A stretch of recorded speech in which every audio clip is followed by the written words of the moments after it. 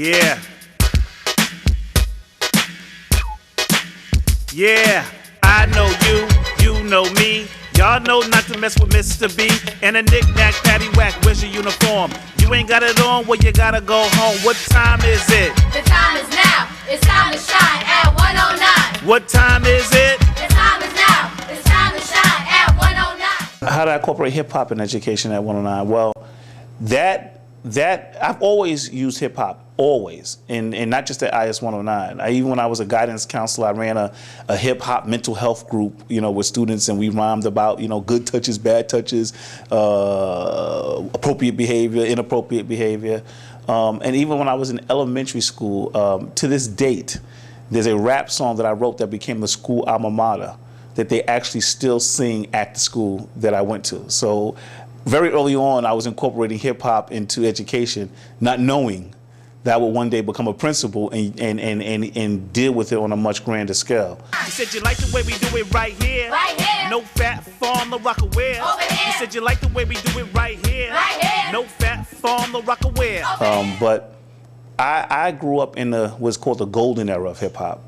Where there was diversity in the music. You had everybody from a Big Daddy Kane to a Public Enemy to a Rakim to a Slick Rick who told stories to a Run DMC.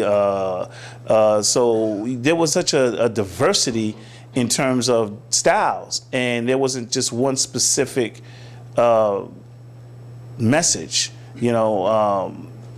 Now it seems that the focus is strictly on gangster rap, and one aspect of hip hop has now become sort of like the standard of which hip hop is defined. So the way that we developed the hip hop program at IS 109 was actually when I first became principal of the school. I developed a very strong uniform policy in collaboration with the parents. And my PTA was excited about the uniform policy. My school leadership team was excited about the prospects of, having a uniform policy so that the students wouldn't be distracted by the brand name clothes that they wore to school.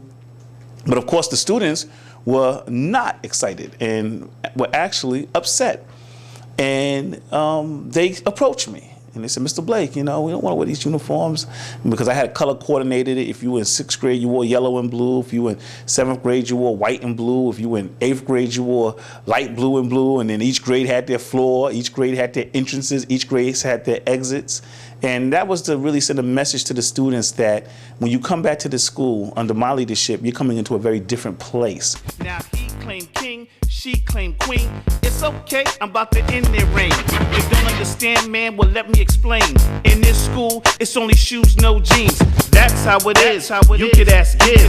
That's how it is. Because prior to that, the school was chaotic. There was gangs that were prevalent. There were students hanging out in the hallway all times of the day. So there was a general environment of disorder. So my thing was, okay, I have to send a sort of like a psychological shock to my students to say, whoa, this is a different place. What is this?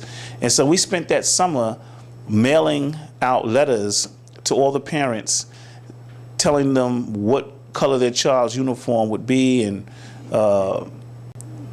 if you were in what grade, this is what you were going to be required to wear. And it went around the school community like a wildfire buzz. Students were calling other students, did you get this letter? Man, they were saying we got to wear a uniform. So I knew that the first week of school, or the first couple of weeks, I was going to be tested, because the students, they got the letter, and in their mind, of course, when you present them with a rule, the first thing that students do is they find a way to break it or challenge you on it. Where's your uniform, boy? Tuck that shirt in. You're rocking jeans, kid? Tuck that shirt in. You're rocking sneakers, boy? Tuck that